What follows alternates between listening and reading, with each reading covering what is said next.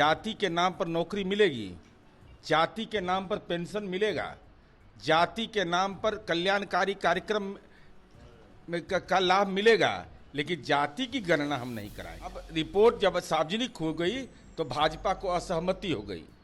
तब पढ़े हैं रिपोर्ट, देखे हैं रिपोर्ट, समझे हैं रिपोर्ट। लीलावती कलावती की कहानी है कि भगवान 2024 में महादेव हमको सरकार में लाइएगा ना, तब हम जनगणना शुरू कराएंगे। नमस्कार, आप देख रहे हैं न्यूज़ फॉर नेशन। मैं आपके साथ अभिजीत सिंह। आज 2 अक्टूबर है, गांधी जयंती। इस अवसर पर बिहार में जिस तरह से जाति आधारित जनगणना हुई और उसका जो रिपोर्ट है वो आज सार्वजनिक कर दिया गया। इसे बात करने के लिए हमारे साथ हैं जदयू के प्रवक्ता हैं नीरज कुमार।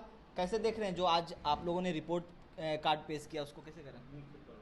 आज राष्ट्रपिता महात्मा गांधी की 154वीं जयंती के अवसर पर गांधी जी का वह सपना कि समाज के निचले पायदान के लोगों की जीवन की बेहतरी हो, जो कहते हैं सो करते हैं, जुमलेबाजी नहीं करते। 15 लाख दे देंगे, नौकरी दे देंगे, तो पड़ाका छोड़ देंगे, तो ये मेरीन ड्राइव घुमा देंगे, सबको फ्री में तीर्थ यात्रा करा देंगे, वो सब नहीं। कहा जाति आधारित गणना।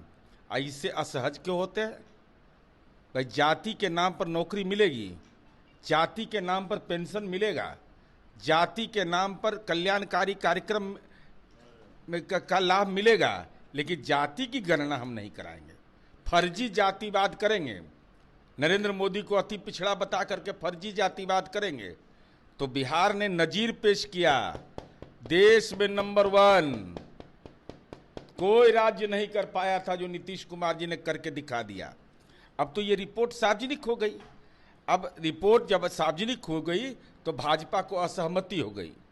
तब पढ़े हैं रिपोर्ट, देखे हैं रिपोर्ट, समझे हैं रिपोर्ट। तो ये सवाल इसलिए महत्वपूर्ण है कि भारतीय जनता पार्टी ने पेच लगाया।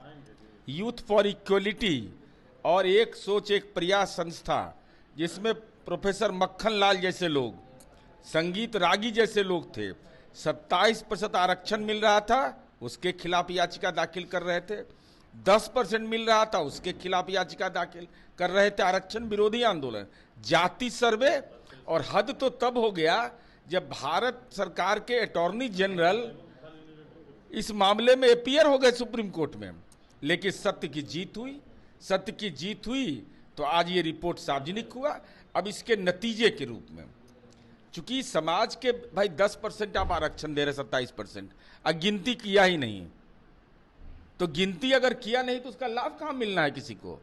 तो झुनझुन्ना था, झुनझुन्ना बजवा रहे थे सबको नरेंद्र मोदी जी। तो दुनिया के 89 देश कर लिया, आपने क्यों नहीं किया?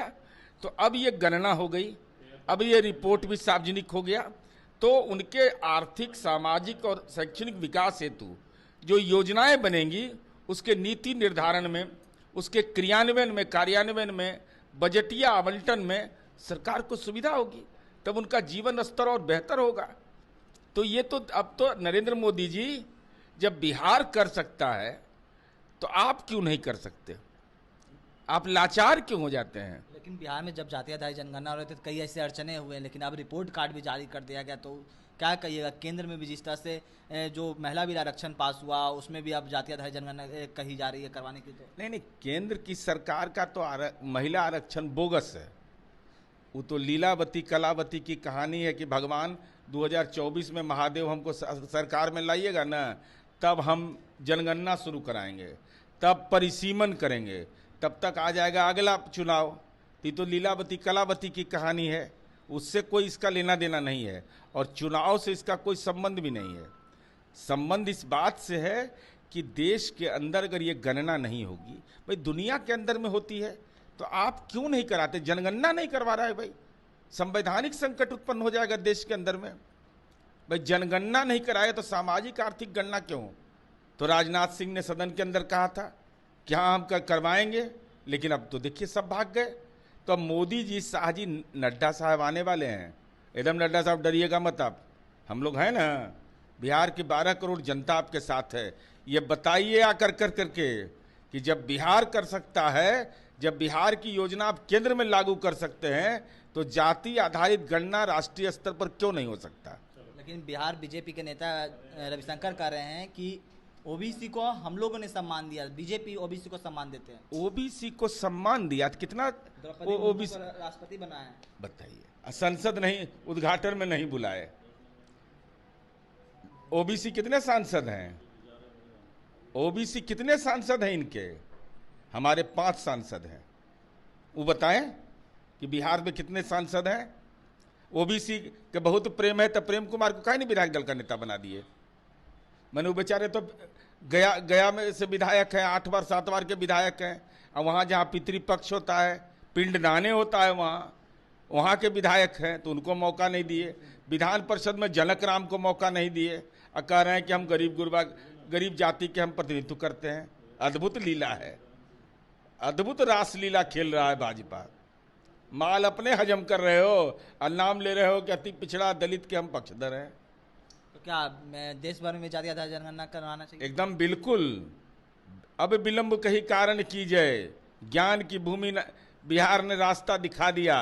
नरेंद्र मोदी जी हिम्मत करिए, एक बार देश के अंदर में सामाजिक आर्थिक गणना करवाइए। चलिए, तो ये थे हमारे साथ जदयू के मुख्य प्रवक्ता नीरज कुमार। इन्होंने तमाम सवालों का जवाब दिया। इस तमाम खबरों के साथ नमस्कार।